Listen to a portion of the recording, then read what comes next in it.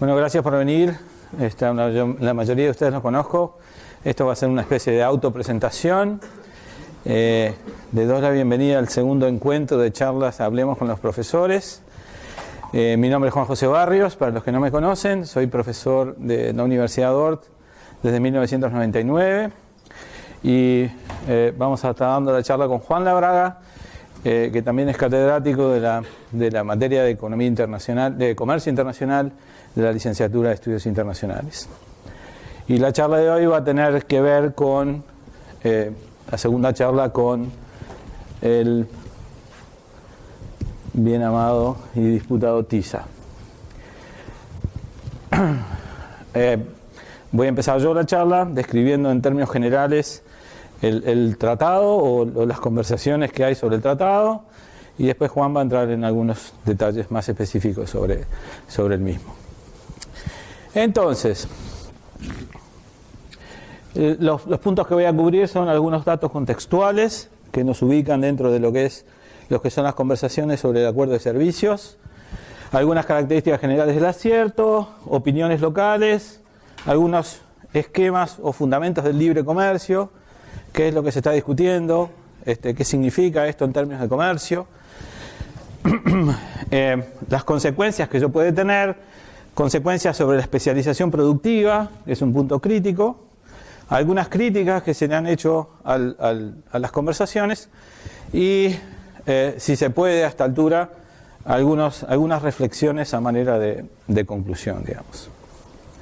¿Está bien? Entonces ese va a ser mi esquema de trabajo. Bueno, contextualización. Las exportaciones mundiales de servicios han venido creciendo en los últimos 10 años a tasas aceleradas. Y básicamente lo que vemos es que ha crecido quizás más en los países, en las economías desarrolladas que en los países en desarrollo, que es la segunda línea, y las economías en transición tienen una participación todavía muy menor en el comercio de servicios mundial. Esto es por volúmenes, ¿no? Estamos hablando de miles de millones de dólares aquí desde el año 2005. Y arranca básicamente en este año porque la división, los datos sobre comercios eran muy agregados antes de esa fecha, antes del año 2000. Entonces a los efectos del análisis se complica un poco. En términos de tasa de crecimiento, lo que podemos ver, esto es el 2009, la crisis financiera, todos los servicios decayeron en términos de crecimiento, pero si nosotros observamos desde el 2005 en los países desarrollados y en las economías en transición y en los países desarrollados y en vías de desarrollo, las tasas de crecimiento de las exportaciones superan ampliamente el 10%, el 12%. Esto es una tasa de crecimiento muy superior a lo que crece el PBI mundial o las exportaciones en general. Quiere decir que el mundo se está integrando mucho en términos de servicios y especialmente en términos de servicios no tradicionales. Las tasas de crecimiento bajan un poco sobre los últimos años de esta década, pero siguen siendo en su mayoría superiores al 5 o 6%, que es superior todavía al crecimiento del PBI mundial. O sea, las exportaciones de servicios crecen más de lo que crece la producción, lo cual implica una mayor integración a nivel mundial en el tema servicios. También son importantes para Uruguay, especialmente en los servicios no tradicionales. Básicamente los servicios no tradicionales en Uruguay incluyen todos los servicios, ahora lo vamos a ver un poquito más en detalle, que es las categorías, salvo transporte y turismo, ¿no, Juan? Transporte y turismo. Todos los demás servicios son no tradicionales. Y han crecido también significativamente, aunque hasta el año 2013, que tengo ahí, 2011, el volumen, estos son 500 millones de dólares, todavía no representaba una parte muy significativa de las exportaciones uruguayas. Y esto es básicamente lo que se está discutiendo con el tratado. Entonces, tenemos un contexto de aumento en la importancia relativa de los servicios en las exportaciones y también aumento a nivel mundial y también un aumento para el Uruguay.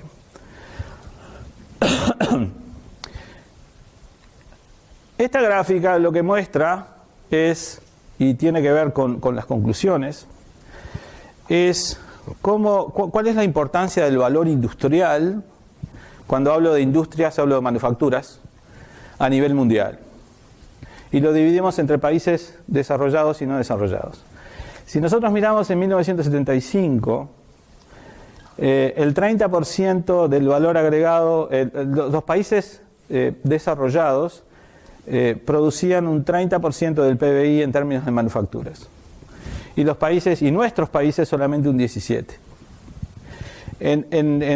Desde 1975 hasta la actualidad, esto se dio vuelta. Y básicamente lo que está diciendo esto es que los países desarrollados producen, la importancia de las manufacturas en los países desarrollados es cada vez menor. Y la importancia de las manufacturas en nuestros países, en los países no desarrollados, es cada vez mayor. Y esto tiene que ver con las negociaciones, porque se está generando de alguna manera un excedente de no manufacturas, o sea, servicios, en los países desarrollados que en algún lado tienen que ubicarse. ¿Sí? O sea, en términos de exportaciones. ¿Sí?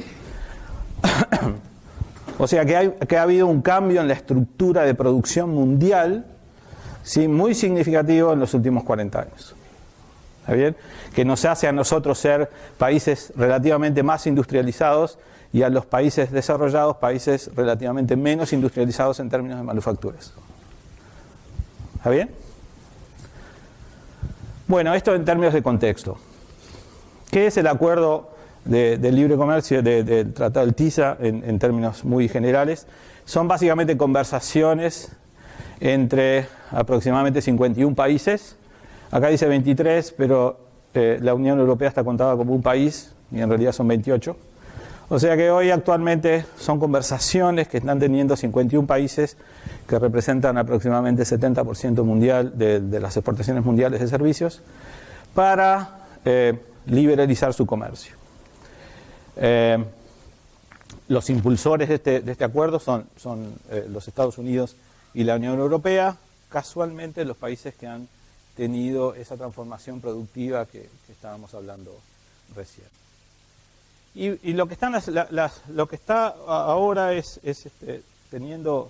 llevándose a cabo son simplemente conversaciones en las que cada uno de los países está manifestando sus intenciones de liberalizar determinados sectores de los servicios. ¿Sí? O sea que todavía no es un acuerdo firmado. Lo que sí son conversaciones que se están llevando por fuera de la Organización Mundial de Comercio. Eso tiene consecuencias para los países más chicos como nosotros. La Organización Mundial de Comercio de alguna manera protege o les da un ámbito de acción a los países más pequeños que no está representado aquí. Porque básicamente los lineamientos de estas reuniones están siendo impulsados por Estados Unidos y la Unión Europea.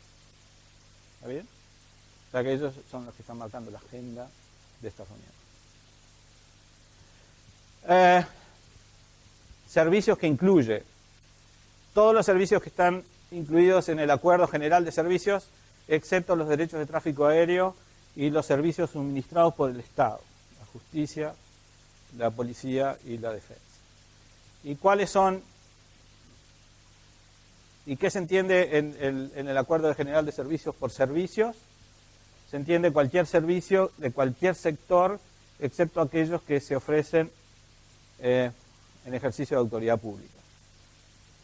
Y la autoridad pública lo que significa es que tienen que ser servicios que se brinden sin ánimo de lucro y que no tengan una situación competitiva, o sea, en situación de monopolio. ¿Está bien? ¿Sí? O sea que todo lo que no es esto está incluido dentro del concepto de servicio. Y se excluyen, de acuerdo al GATT, estos dos. ¿Está bien? En particular, ¿de qué estamos hablando? De servicios comerciales, servicios de comunicación, servicios de construcción, distribución, servicios educativos, ambientales, financieros, de salud, no todos, turismo y viajes, culturales y transporte. Los servicios no tradicionales son todos estos menos turismo y viaje y transporte. De eso es lo que estamos hablando. ¿sí? En términos de dinero estamos hablando de aproximadamente unos 4.000 millones de dólares, no, 4 trillones de dólares. 4 trillones de dólares, que son 4 millones de millones. Y para el Uruguay de unos 500 millones. ¿Está bien? O sea que, como ustedes verán, servicios comerciales, servicios de comunicación, acá tenemos a nuestras empresas de comunicación, la distribución, los servicios educativos, son actividades que en el Uruguay están teniendo importancia últimamente. ¿Ah? Bueno, el TISA busca eliminar en forma permanente las barreras que limitan la competencia entre proveedores locales y proveedores extranjeros, básicamente. Y busca eliminar limitaciones en el tratamiento local. Eso quiere decir, por ejemplo, que si el Estado llama a una licitación pública, los proveedores extranjeros puedan tener igualdad de condiciones con los proveedores locales. Hoy eso no sucede en muchas de las licitaciones, en donde los proveedores locales tienen determinadas ventajas, ¿sí?, con respecto a los extranjeros. Por ejemplo, en la licitación pública, si un extranjero cotiza 10, automáticamente el precio de oferta se recarga en un 15%. Y también de lo que se trata es de eliminar toda barrera que pueda limitar el acceso a los mercados de proveedores no localizados, como dice Adriana, en Uruguay. ¿Está bien? O sea que tratamiento igual y eliminación de barreras de acceso a los proveedores no localizados en Uruguay. De eso se trata las discusiones. Las declaraciones de los impulsores de estas tratativas recalcan de que el TISA no busca influir sobre las legislaciones locales. O sea, si los gobiernos establecen determinadas legislaciones para proteger los derechos de los trabajadores, ¿sí?, ante la competencia externa, por ejemplo, el TISA, en principio, según las declaraciones o los documentos semioficiales, no busca explícitamente modificar esa legislación. ¿Está bien? Aunque no está muy claro de que no lo puede hacer. ¿Va? Y cuando digo no está muy claro, porque no está muy claro, no es una opinión mía, sino en general. Esto es algo que está sucediendo ahora. Entonces, otra de las características que está teniendo actualmente en las conversaciones es que cada país puede elegir el servicio que desea abrir a la competencia externa. O sea, si el Uruguay no quiere abrir su educación, el sector de servicios de educación a la competencia externa, lo puede declarar y ese sector queda excluido de las tratativas. Si quiere excluir telecomunicaciones, lo podría hacer. Y también, si decide abrirse a la competencia, puede establecer de alguna manera las condiciones que debe tener ese acceso de proveedores no localizados en el país. ¿Está bien?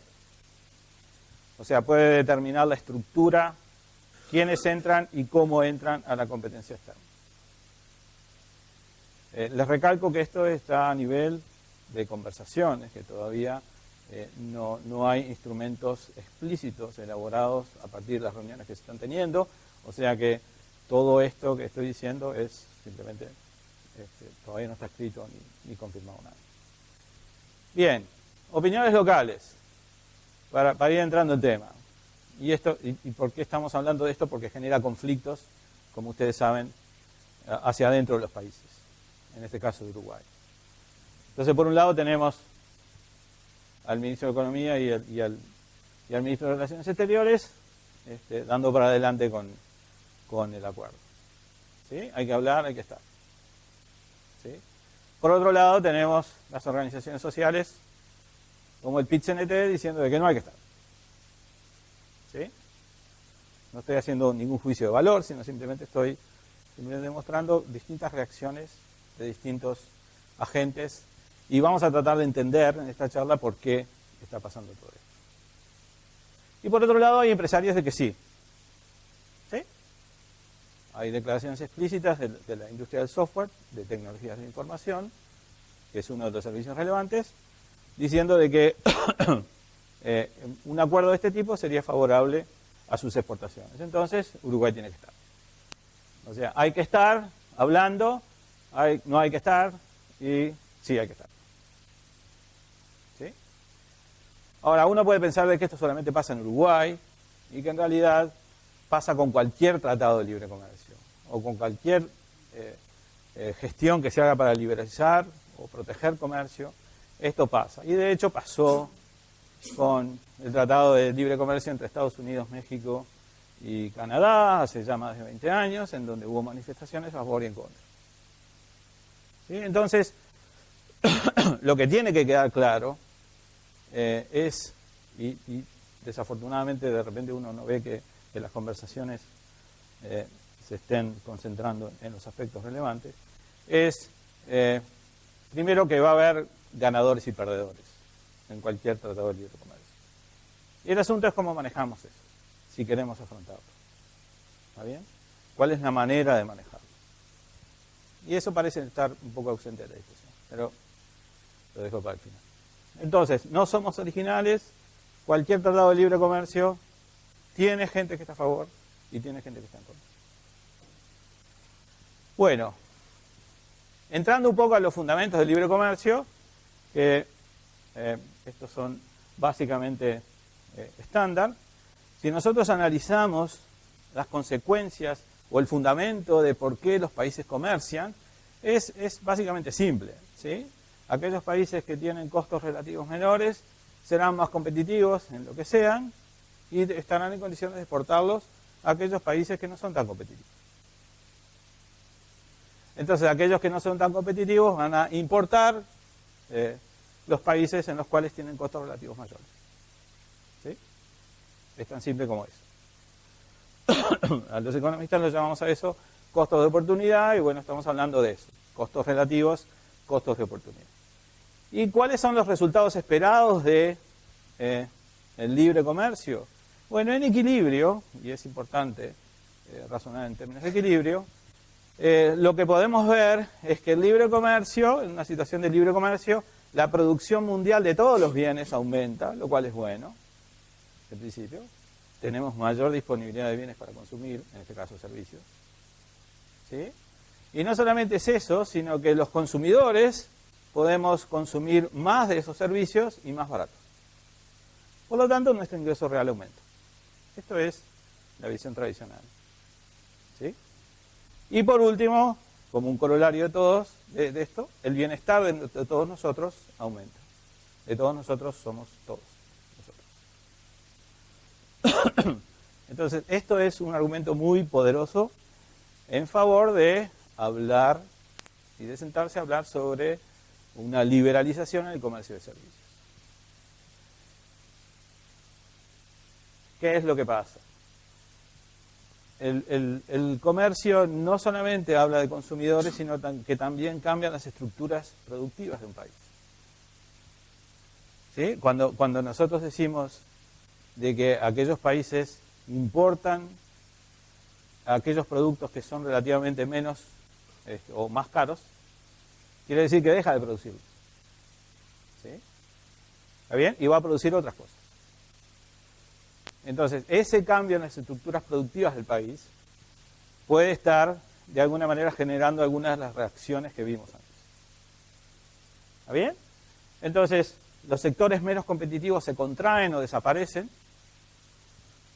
Por ejemplo, si el sector telecomunicaciones en Uruguay fuera menos, tuviera un costo de oportunidad mayor, entonces, y liberalizamos el sector, seguramente va a tener dificultades para existir. Y capaz que desaparece. ¿Está bien? Por otra parte, bueno, esto puede generar problemas de empleo. ¿Sí? ¿Qué hacen los empleados, los trabajadores que trabajan en el sector telecomunicaciones? ¿A dónde van? ¿Sí? Recuerdan aquello del equilibrio. ¿Sí? El cambio en las estructuras productivas lo que hace es desequilibra las cosas. El libre comercio desequilibra, estamos en transición hacia un nuevo supuesto equilibrio. ¿Está bien? Y los costos, o sea, la pérdida de empleo y utilización de capital, puede generar costos significativos.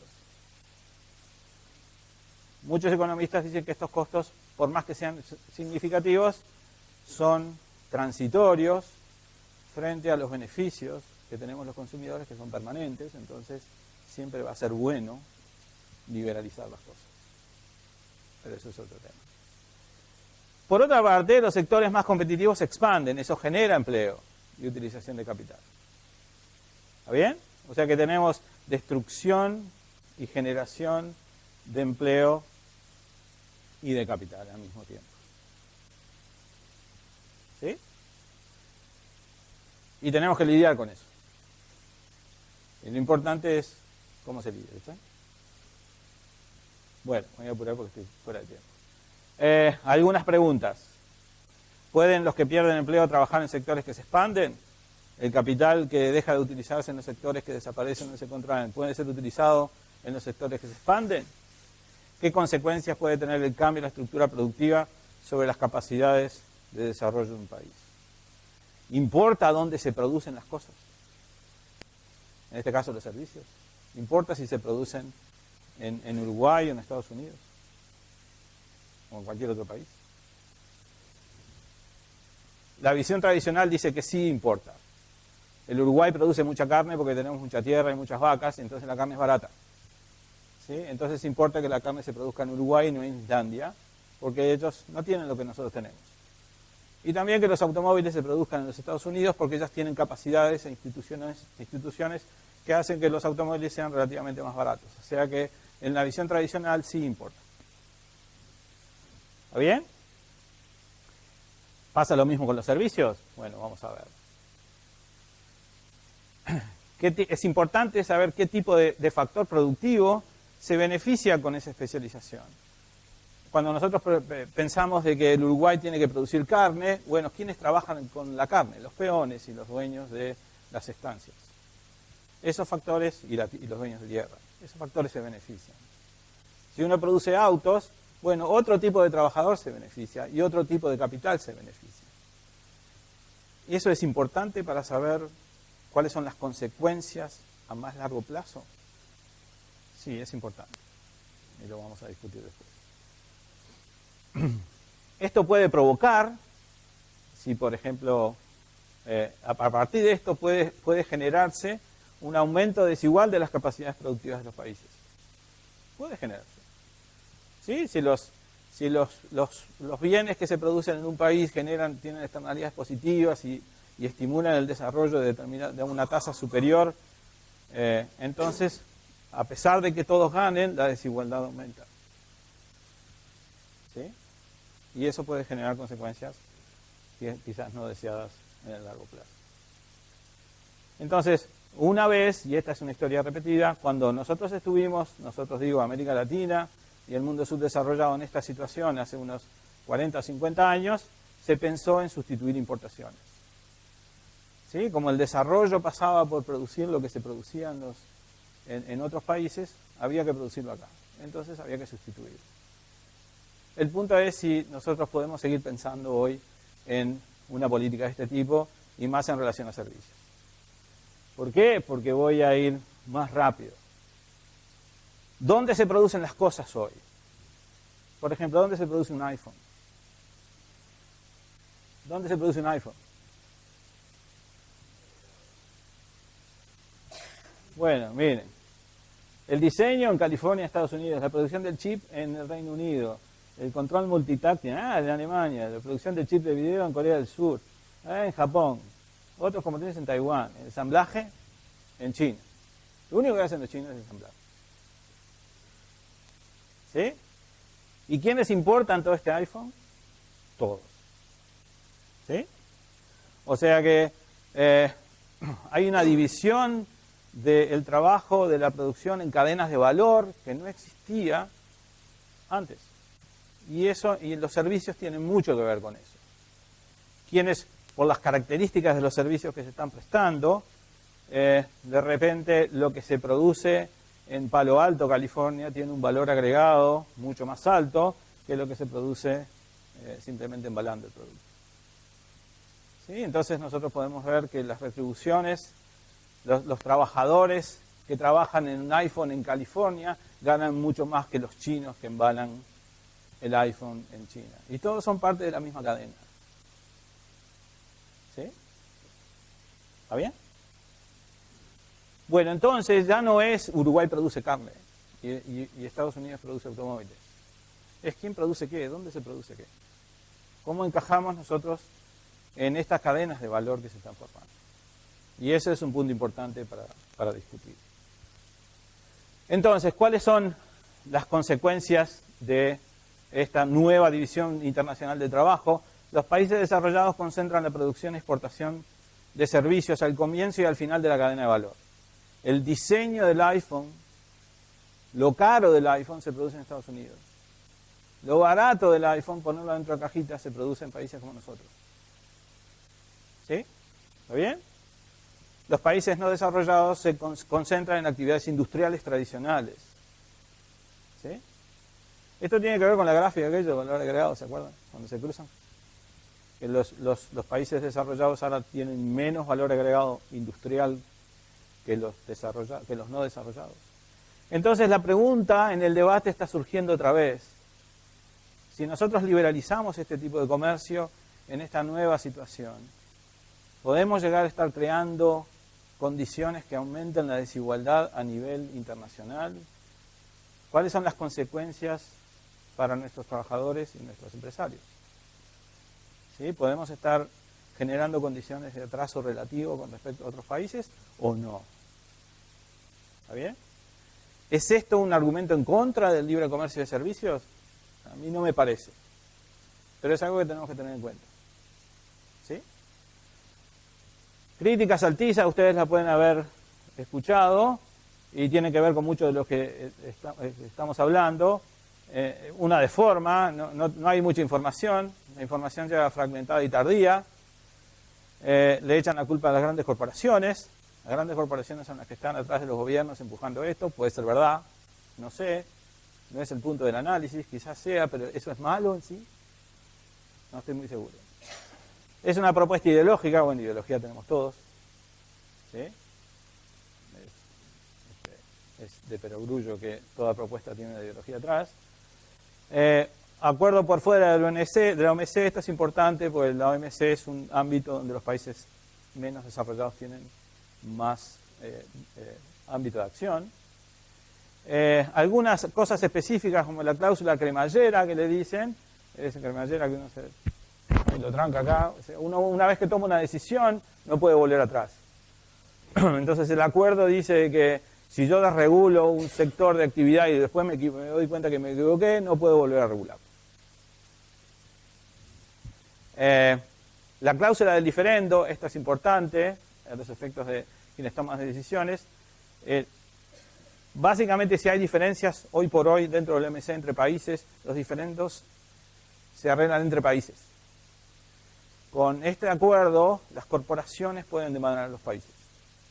O sea, si yo tomo una medida que afecta a los intereses de una corporación, si yo, Uruguay, Estado, gobierno, tomo una medida que afecta a los intereses de una corporación, todos nosotros podemos ser demandados por la corporación. ¿Sí? ¿Está bien? Y eso es, como Philip Morris, el caso más que más nos toca es Philip Morris con el diferendo que tiene con Uruguay en este momento. Todo lo anterior obviamente tiene consecuencias para los trabajadores y para el Estado. Entonces, a manera de conclusión, desde el punto de vista de los consumidores, no cabe la menor duda de que un acuerdo de libre comercio es bueno. ¿Sí? Consumimos más y más barato. ¿Está bien? O tenemos la posibilidad de consumir más y más barato. Y todos somos consumidores. ¿Sí? Desde el punto de vista de la producción, que algo tiene que ver con nosotros, el tratado puede implicar cambios significativos. ¿Sí? Y eso puede tener consecuencias también significativas en términos de empleo y de inversión, que no necesariamente son positivas. Y justamente es lo que está generando rechazo de organizaciones sociales como el PIT-CNT y otras. Entonces, básicamente, ¿debemos abandonar las negociaciones en el marco del TISA? Yo creo que no, que sería un error hacerlo. Más vale estar que no estar. Si después no estamos, la vemos de afuera. y no podemos influir. Ustedes me dirán, bueno, la influencia que puede tener Uruguay hoy es nula, sí, ya sé, pero menos influencia vamos a tener si no estamos. Y después yo creo que hay una falta de análisis de algunos temas de costos y beneficios de no estar. ¿Sí? ¿Qué es lo que va a pasar con el sector tradicional? ¿Seguirá creciendo? ¿Qué es lo que va a pasar con las personas que trabajan en los sectores de servicios si no estamos en conversaciones de ese tipo? No existe un análisis explícito y, digamos, técnico, por llamarlo de alguna manera, que ilumine para tomar decisiones, por lo menos hasta donde yo conozco. Y entonces el punto es si vamos hacia una nueva sustitución de importaciones o queremos encarar una nueva política industrial en sentido amplio que tome en cuenta todos estos elementos. ¿Está bien? Gracias. Bueno, yo voy a intentar ser breve, porque Juanjo ya dijo todo lo importante, ¿no? Un poco hablar brevemente del comercio internacional de servicios, de dónde nace esto del TISA, cómo apareció, aparentemente del medio de la nada, y vamos a ver que no tan del medio de la nada. ¿Qué se negocia en el TISA? Implicancias muy preliminares para Uruguay y algunas breves conclusiones.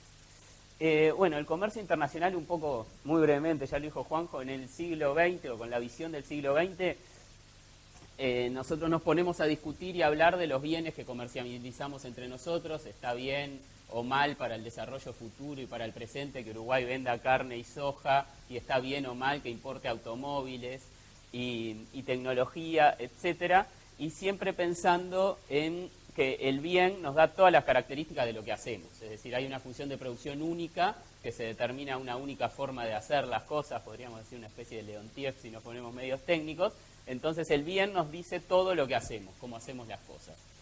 En el siglo XXI la cuestión cambió, y en el fines del siglo XX cambió, ¿no? Aparecieron las tecnologías de la información, entonces ya lo que nos vendemos entre nosotros son bienes y servicios, o también hay mucho servicio incorporado en los bienes, por ejemplo, todo el diseño, incluso de las prendas de vestir que tenemos puestas, ¿no? Donde se hace el diseño de la ropa y el diseño de todo, el diseño del iPhone, incluso, y eso implica también grandes flujos de inversión extranjera directa, que va a instalarse a los países a desarrollar esos bienes y esos servicios buscando minimizar los costos.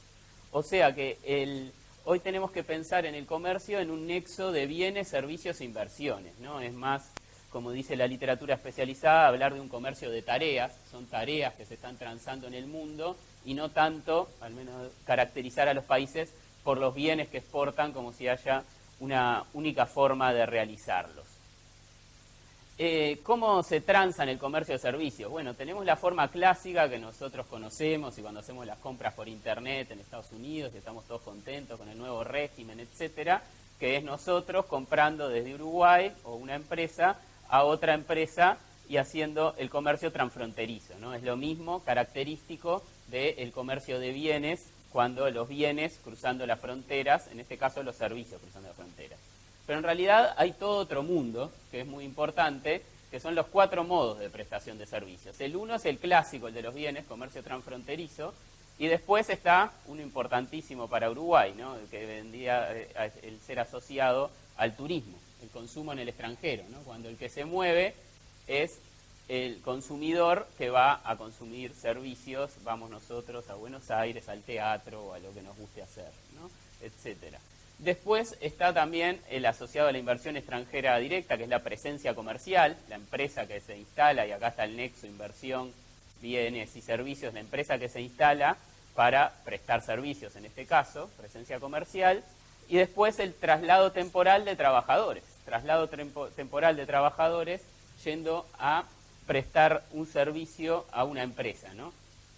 Va a ser importante porque esto en el GATS, en el acuerdo de la OMC de servicios, se conoce como los 4 modos, están en orden, modo 1, modo 2, modo 3, modo 4, y en el TISA o en cualquier acuerdo de servicios uno especifica sus restricciones y negocia su liberalización en cada modo de prestación del servicio, ¿no? Yo puedo decir, libero el modo 1 y no libero otro, o yo exijo para determinado servicio que se instalen en Uruguay, entonces no libero el modo 1, pero modo 2, 3 y 4 sí los libero, ¿no? Eso se negocia modo por modo, cada sector tiene una columna con cada modo y los países listan las restricciones o de otra forma que ahora explicaré más el detalle, ¿no? Pero bueno, cambió un poco la forma de comerciar. Ahora, después de esto, que fui muy breve, porque Juanjo ya lo dijo todo muy bien y mucho mejor que yo, ¿de dónde nace la idea del TISA? Bueno, tenemos que remontarnos brevemente al GATT y a la OMC, y estos son los temas que se abarcaban en el GATT y en la OMC en las rondas que han finalizado exitosamente.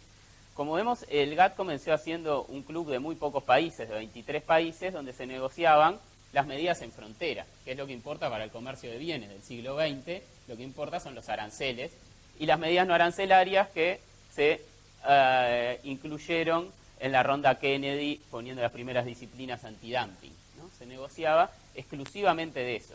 Los servicios recién aparecen en la ronda Uruguay del GATT, la que crea la OMC, donde aparece el GATT, el Acuerdo de Servicios, y ya somos 123 países hablando y teniendo que llegar a consenso, porque en la OMC las negociaciones son por consenso. Bueno, ¿qué pasaba en esto que estábamos viendo anteriormente, en este mundo donde existió el GATT y la OMC, es decir, desde el 47 hasta el 94, hasta el fin de la ronda Uruguay? El mundo básicamente era uno. Esto es el PBI, participación en el PBI total, el PBI del mundo creciendo a tasas importantes, pero el PBI de Estados Unidos, la Unión Europea y Japón, desde el 60 hasta el 2003, es aproximadamente el 70% del PBI mundial. Y eso no se movió, ¿no? Está tomado cada 5 años solo para el gráfico, pero pueden agarrar todos los años, es fuente el Outlook del FMI, y el resto del mundo era el 30%. Entonces, sea 23 países, o sea creado el GATT como, más allá de su principio de no discriminación, como un club discriminador de los países capitalistas en contra de los países socialistas, o sea tomado en la actualidad como las reglas no discriminatorias que rigen a todo el mundo, la agenda la fijaban Estados Unidos, la Unión Europea y Japón, y el resto del mundo negociaba de la mejor forma posible. Era un mundo estable durante la segunda mitad del siglo XX. Bueno, ese mundo cambió drásticamente, ¿no? Con el surgimiento de los BRIC, que serán sostenibles o no, etcétera, etcétera, lo veremos, pero el peso del PBI de Estados Unidos, Unión Europea y Japón en el 2013 es algo más del 50%, y el otro 50% es el resto del mundo. ¿Siguen siendo importantes? Importantísimos. Pero el mundo estable desde fines del siglo, la segunda mitad del siglo XX se terminó, ¿no? ¿Hacia dónde vamos a ir? ¿Estamos en una situación de un nuevo equilibrio? Yo creo que no, que todavía estamos en transición hacia algo que no sabemos cómo va a ser, ¿no? Pero quienes fijan la agenda, por lo menos no les es tan fácil fijarla, porque siguen siendo el 50% del PBI, ¿no? No es que pasaron a ser unos pobres países, ¿no? Pero sí están cambiando los equilibrios. En ese contexto, en el viejo mundo, digamos, de segunda mitad del siglo XX, se lanza la ronda de Doha en la OMC para el desarrollo, en el 2001, que como todos sabemos está estancada desde el 2008. Entonces pasan dos cosas con la ronda de Doha. Todos en verde y azul, en azul son porque son miembros de la OMC como unión y como países individualmente, y en verde son todos los miembros de la OMC actuales, y en amarillo están en proceso de adhesión. O sea, todo el mundo hoy y todo el mundo relevante para el comercio está dentro de la OMC. En el 2001 ingresa China, pero con Doha ya lanzado, ingresa China, no participó en la elaboración de la agenda, y en el 2012 ingresa Rusia a la OMC, no participó en la elaboración de la agenda de Doha, ¿no? Entonces hay una agenda que se forma y que, bueno, se ha trancado. Actualmente la OMC cuenta con 161 países miembros. ¿Eh? Ay, no sé, no sé de quién dependerán políticamente estas islas. Bueno, y aparte, esto ya después lo digo más en detalle, pero la ronda de Doha, yo creo que erróneamente, pero bueno, por todas las manifestaciones que se habían ido, no sé si algunos se acuerdan, son muy jóvenes, pero en Seattle, movimientos antiglobalización y etcétera, bastantes disturbios y movidas que había antes de las reuniones, tienen, para mí, ya les digo, el error de llamarle la ronda para el desarrollo, como si el comercio internacional pudiera proveer desarrollo, ¿no? Uno puede decir, bueno, en el mejor de los casos puede proveer crecimiento del comercio, puede proveer más empleo, o más eficiencia, en realidad más que eso no, Y desarrollo después se determina con las políticas domésticas, ¿no? Pero bueno, le llaman para el desarrollo, entonces crean unas expectativas un poco desmedido. Esto lleva al fracaso de la ronda de Doha que todos conocemos en el 2008, que ya les digo, uno podría decir que no tanto es, bueno, me quedó muy lejos para mostrárselo, por la cantidad de países, porque la ronda de Uruguay con 123 logró terminar exitosamente la ronda, pero sí con esto, sí con que el mundo es otro, entonces la agenda que me fijaron determinados países no necesariamente la acepta. Somos 160 países, pero la agenda que me fijaste ya no me sirve, tenemos que ver cómo salimos de esto. Entonces el fracaso de la ronda de Doha en el 2008 yo creo que terminó de confirmar la salida del viejo equilibrio del ordenamiento multilateral del comercio y el movimiento hacia un nuevo ordenamiento que aún no sabemos cuál es, ¿no? ¿Qué va a pasar a nivel multilateral? No lo sabemos. La confirmación de que el mundo del single undertaking se ha terminado. No sé si están al tanto, el single undertaking es la forma de negociación usual en el GATT y en la OMC, que es, esto es un paquete, lo tomás o lo dejás, ¿no? Acá no es me cambiás una cosita, me cambiás otra cosita, es todo o nada. Es el acuerdo de servicios, el de aranceles, el mediano arancelaria, sanitaria, fitosanitaria, etcétera. Eso es lo que se le llama single undertaking. Bueno, ese mundo parece haberse terminado porque ya no hay tres jugadores tan poderosos que puedan pararse de la mesa, irse y que se caiga todo, ¿no? Eso parece haberse confirmado a través de varias cosas. A nivel multilateral, el acuerdo de Bali de la OMC fue solo sobre facilitación de comercio, diciembre de 2003. Es decir, ya se separó la agenda y se negoció un aspecto puntual de la agenda de Doha. Estados Unidos y la Unión Europea saben que pierden poder en fijar la agenda, entonces fueron por el bilateralismo o por otra forma de construir alianzas. Y acá es donde llego a lo que queremos. Primero, parece querer conformar una alianza estratégica con el TIP, ¿no? El acuerdo transatlántico entre ellos que están negociando y que este acuerdo, si concreta, sí nos va a mover el piso y vamos a sentir sus efectos. Soy muy escéptico que ellos puedan llegar a ponerse de acuerdo, pero si lo logran, lo vamos a sentir. Y a la vez reforzar y ampliar el bilateralismo con el Acuerdo Transpacífico y con el TISA. El TISA es importantísimo para ellos porque son una parte importante del comercio de servicios mundial, el 70%. Entonces, en esa lógica es que entra el TISA. Ellos dicen, bueno, nuestra forma de influir en la OMC ha cambiado. Tenemos que influir de otra forma. Ya no somos tan importantes. Vamos a crear este club de amigos que aparte, si es muy gracioso, no sé si gracioso, pero los que lanzan el TISA es un grupo de países que son, el grupo de países se llaman los verdaderos amigos del libre comercio, ¿no? Hay otros amigos del libre comercio que no son verdaderos, pero bueno, no sé, pero bueno, esos son los nombres diplomáticos graciosos de Ginebra, ¿no? Pero los verdaderos amigos del libre comercio lanzan las negociaciones del TISA. ¿Qué se negocian estos acuerdos? Como les decía, cuando el mundo estaba en los bienes cruzando fronteras, uno tiene que trabajar en las medidas en frontera. Aranceles, medidas no arancelarias, como lo más complejo que puede llegar, con todas las complejidades que eso implica. Cuando uno está hablando de bienes y servicios, inversiones asociadas, tiene que haber liberalización de los obstáculos comerciales que distorsionan la competencia y limitan el acceso a mercados. Es decir, se tiene que meter con la regulación de los mercados. Pero la regulación en la medida que discrimine al proveedor del país A y al proveedor del país B, no con toda la regulación. La regulación discriminatoria dependiendo del modo que estoy tratando, modo 1, modo 2, modo 3, modo 4.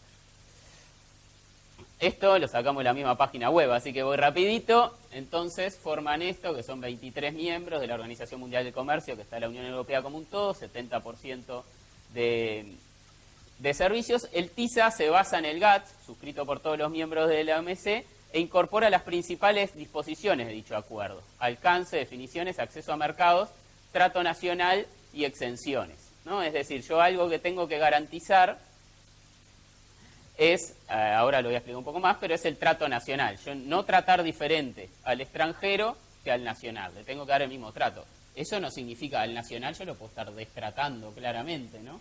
Como sabemos, y bueno, le tengo que dar ese trato. El trato nacional se dice es un estándar relativo, no un estándar absoluto. Yo garantizo el mismo tratamiento que le doy a mis nacionales con lo bueno y lo malo que ellos sean. Las negociaciones tienen como base las propuestas presentadas por los participantes y el TISA pretende abrir los mercados y mejorar las normas en materia de concesión de licencias, servicios financieros, telecomunicaciones, comercio electrónico, transporte marítimo y desplazamiento temporal de trabajadores para la prestación de servicios. Ven, desplazamiento temporal de trabajadores para la prestación de servicios es el modo 4, algo que el GATS incorporó muy poco, ¿no? por las restricciones evidentes de los países desarrollados en esa materia. Bueno, ¿qué es lo que pasa en este tipo de acuerdos y en todos los acuerdos de libre comercio? En el texto, y lo que se ha filtrado a la prensa, por más que no lo conozco, sí que sé que es así, en el texto uno establece las cuestiones generales, lo que aplica en términos generales para todo, los principios generales del acuerdo. Luego se establecen medidas disconformes, es decir, luego se listan los sectores donde los países no cumplen y no tienen interés en cumplir esas materias, ¿no? Porque no les interesa liberalizar o porque tienen medidas que no quieren levantar.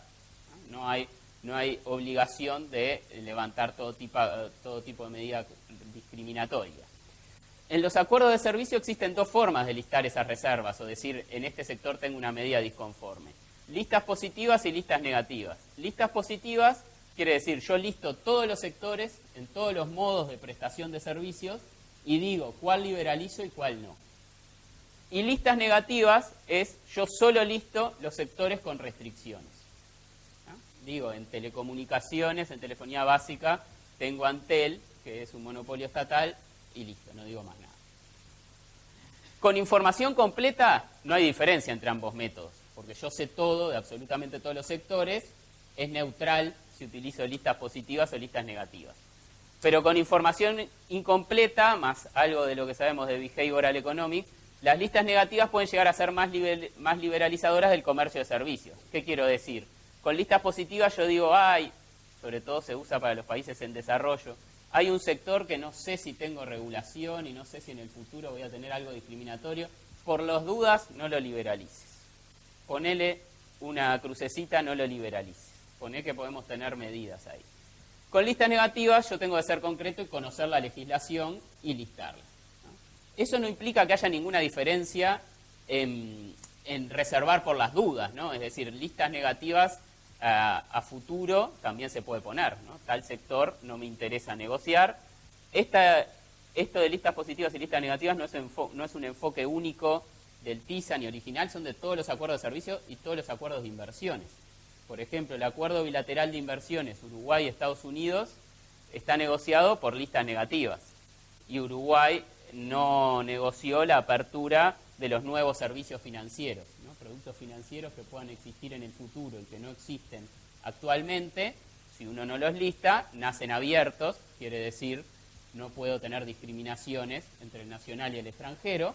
Bueno, Uruguay se reservó eso y se reservó también en servicios audiovisuales, ¿no?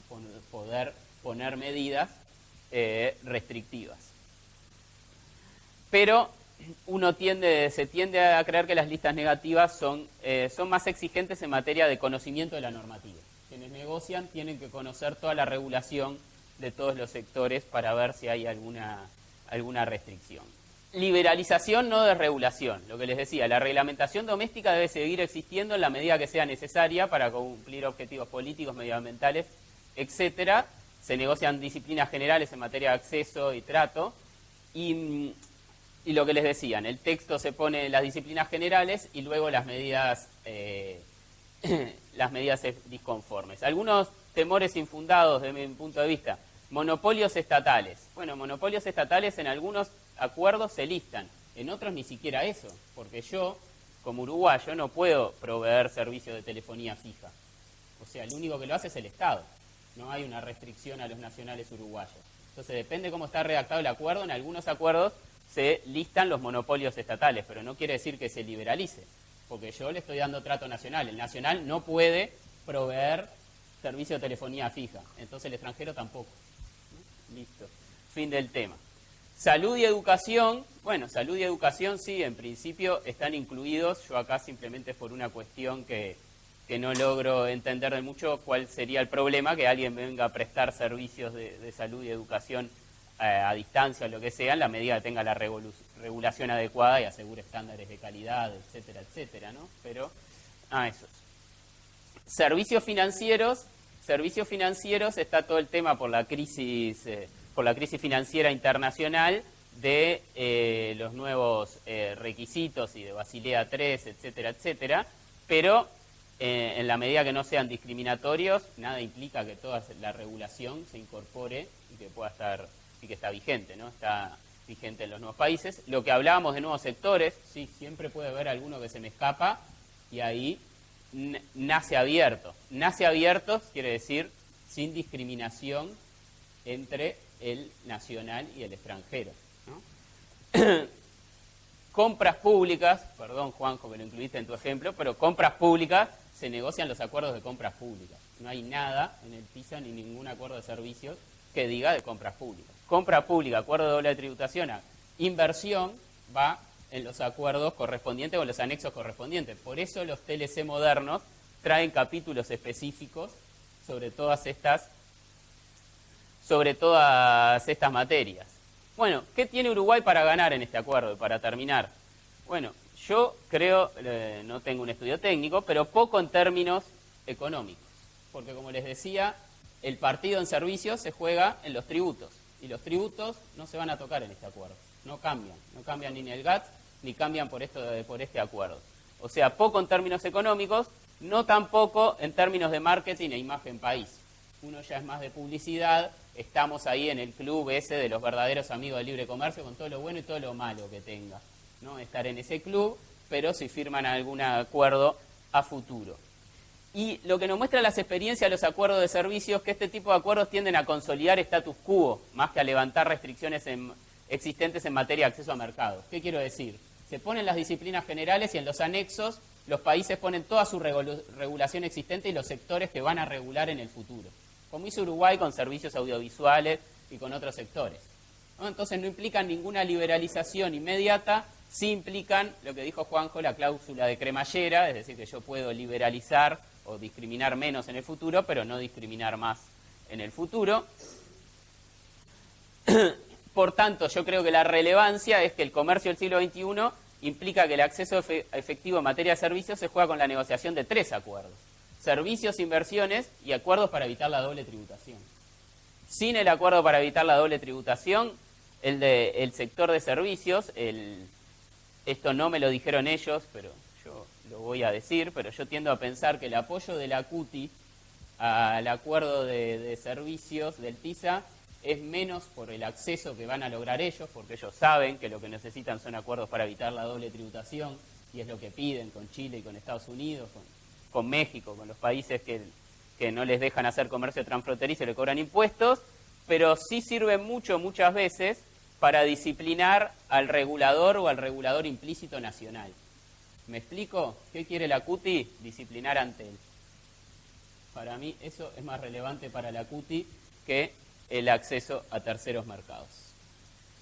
¿Qué tiene para perder Uruguay en este acuerdo? Bueno, bien negociado, nada.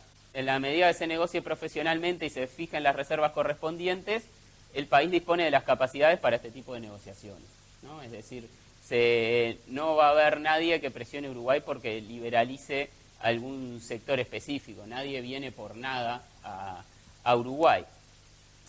Tiene algo para perder, poco, en la medida que entendamos que las empresas públicas deben contar con ciertos privilegios en su competencia con el sector privado, porque son multinacionales o porque tienen que tener ciertos beneficios para otorgar las licencias o porque no nos pueden llevar al CIADI por esta cuestión.